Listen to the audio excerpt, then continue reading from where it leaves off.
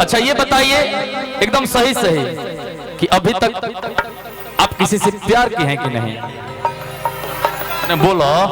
आह दादा नहीं बोल रही हैं। नहीं बोल रहे हैं। प्यार की हैं किसी से? कोई बॉयफ्रेंड बा? आह दादा। अच्छा एक पूछो तनी कौन गलती को हदनी भाई? हमारे भाई लोग हैं, इनको बता सकते हैं आप। अगर लड़के भाई तो यो बात हम कह सकीला, यहू पर गीत गा सकीला।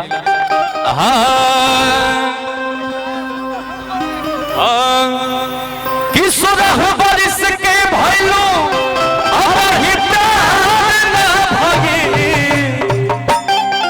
किशोर बारिश के भइलो अब ही प्यार ना भगे। तो ई जमाने बाप का कोनो याद ना भगे। ई जमाने बाप का कोनो याद ना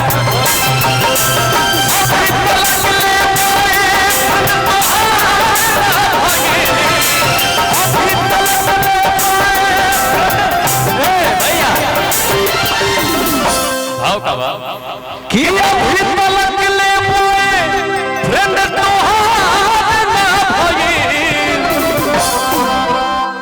वो जो देख रही हैं टोपी पहने हुए हैं वो फॉर्च्यूनर, दो फॉर्च्यूनर के मालिक हैं। ये मालिक है और जो रेड पहने हुए वो मेरे जीजा जी हैं। कि अभी तलक ले भैया कि अभी तलक ले कोनो फॉर्च्यूनर वाला मालिक से प्यार ना अभी तलक ले फॉर्च्यूनर वाला याद ना भगे। और कि भरत बाबा से तोहारे जिम्मेदार ना भई। तो ई जवानी सबका कोनो याद ना भई। जवानी सबका कोनो याद ना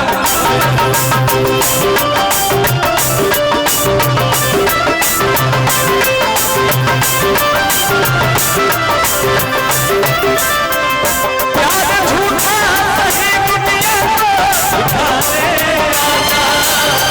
झूठा सही दुनिया को उठा दे आजा। तू किसी और से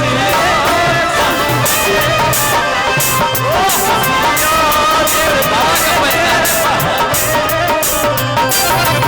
जवानी सबका कोनो याद ना भई। जवानी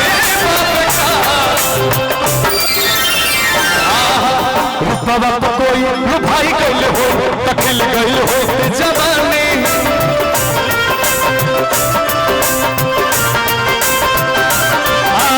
अब वही तो गोरी से याद भइल बारू आया वही तो छोड़ता जवानी।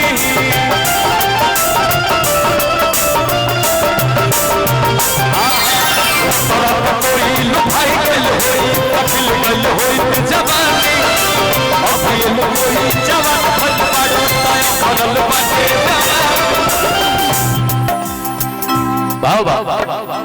कि अभी तलक ले मोए फ्रेंड तोहार ना भई। तो ई जवानी बेकार कोनो याद ना। लेकिन अब हमने के अपन रिकॉर्डिंग डांस में आ जाओ ना हो कि हमके दुल्हन बना तो सर ले जाए। कि हमारा पीछे पड़ल बारे हमार जीजा जी। वाह भाई लगा दो डांस को दिया।